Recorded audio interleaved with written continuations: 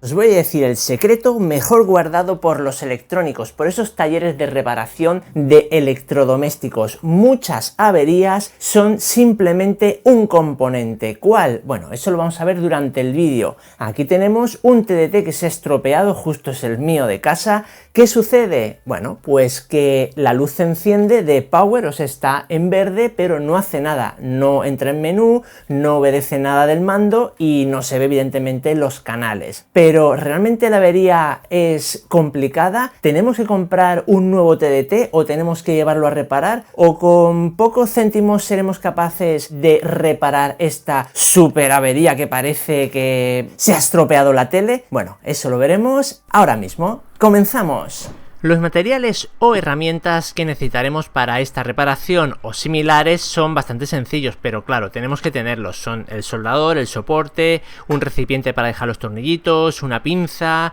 y un buen estaño, muy importante, un buen estaño. Y este es JLC-PCB, que es el sponsor de este vídeo. ¿Por qué? Pues porque es un vídeo de electrónica y pocas empresas hacen las tarjetas o circuitos impresos tan bien y tan baratas como JLC-PCB. Aquí tenemos un diseño de un vídeo que voy a subir dentro de poco, que es un despertador, pero ya os diré, un despertador especial. Y estos son proyectos que he subido anteriormente, todo de JLC-PCB. Calidad máxima al menor precio. Yo os aconsejo que si os gusta la electrónica os paséis por su web, que os dejo en la descripción del vídeo.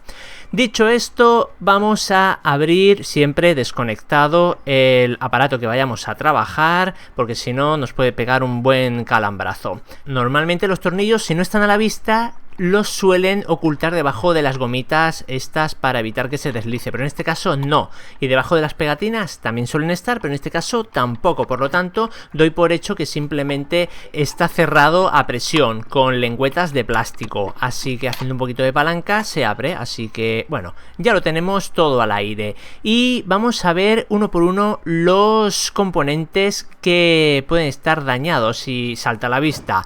Ese condensador electrolítico está claramente hinchado, por lo tanto no debe funcionar bien, ya que bueno, está deteriorado y por suerte es uno de los componentes que más se suele estropear, pero también es uno de los componentes más baratos y fáciles de conseguir, por lo tanto estamos de suerte. Y este es el truco que no quieren que sepan los electrónicos ni los talleres de reparación, que los condensadores son muy fáciles de diagnosticar. Simplemente con su aspecto exterior ya tenemos una clara idea si funcionan o no funcionan. Así que tendremos que buscar un condensador equivalente que sea del mismo tipo, o sea electrolítico, de la misma capacidad. En este caso son de 1000 microfaradios y del mismo o mayor voltaje. En este caso son 10 voltios. Bueno, pues yo rebuscando entre todos los residuos que tengo de electrónica he encontrado uno del mismo tipo, o sea condensador electrolítico,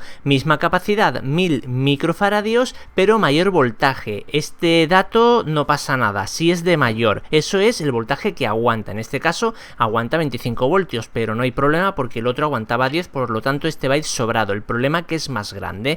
Bueno, dicho esto y teniendo eso muy claro, porque no es poner un condensador por otro y ya está al tuntún, tienes que poner uno equivalente. Y ahora es quitar el estaño de los agujeros de la placa o circuito impreso con una chupona o similar, pero son muy pequeñitos y solo he podido quitar uno y a mitad, el otro me ha sido imposible.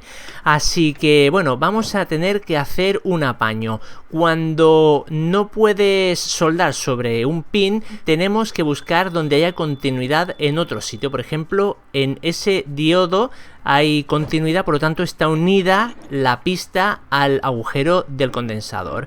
Así que en el agujerito donde sí que he podido quitar un poco el estaño, vamos a ir forzar hasta que pase el hilito. Ahí lo tenemos. Y el otro, lo dicho, lo soldaremos directamente sobre la patita del diodo, que no tiene problema ninguno. Simplemente es saber que tiene continuidad, por lo tanto esa parte y el agujerito están unidas, como he dicho, por una pista interna de la placa. Así que bueno, no es chapuza realmente. Bueno, lo ideal sería que estuviera soldado a la placa, pero como el tamaño del condensador es mucho más grande, ya solo por eso no podía. Además, las patitas son muy cortas, así que la mejor opción es tirar unos cables, y como no se va a ver que todo eso va a estar dentro del propio chasis del aparato, la funcionalidad va a ser correcta, que es lo que nos importa. La estética interna, bueno, eso vamos a dejarlo como que no es muy relevante.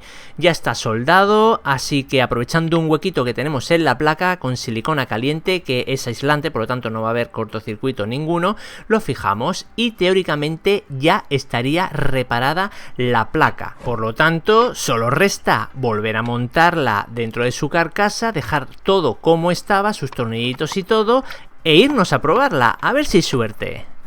Y ya estoy aquí. Bueno, para que veáis que es realmente el TDT modificado, ahí lo tenemos, ¿de acuerdo? Que no hay trampa ni cartón.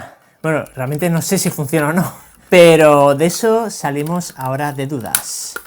Ya está cerradito.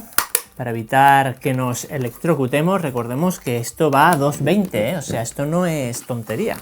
Conectamos, conectado, se enciende la luz verde, ponemos antena y ponemos HDMI. Bueno, lo voy a desenchufar antes, enchufo todo y luego doy alimentación. No vaya a ser que haya algún problema y me cargue la tele. Vale, tenemos aquí el mando y enchufamos 3, 2, 1, ya. A ver qué sucede. Está verde, arranca y el menú. Hemos arreglado el TDT. Realmente es muy sencillo y muchísimas averías, ya sea de TDTs, ordenadores, es que da igual. Un montón de veces el problema va a ser un simple condensador o unos cuantos condensadores. Si os ha gustado el vídeo, decídmelo en los comentarios, puedo hacer vídeos similares donde os enseñe pequeños truquitos para ahorrarnos dinero reparando nosotros las cosas por nosotros mismos. Simplemente teniendo los materiales y un poquito de conocimientos de electrónica seremos capaces de eso, de reparar las cosas en vez de comprar nuevas o a mandarlas a reparar, que muchas veces es tan caro que ni sale a cuenta. Así que dejadme un gran like y nos vemos aquí en el canal de Llega Experimentos con un vídeo igual o mejor que este. Hasta luego, compañeros. Chao, chao. Bueno, y si te ha gustado el vídeo, suscríbete, dale a like, comparte y comenta. Si no, pues ya sabes, el ninja irá por ti.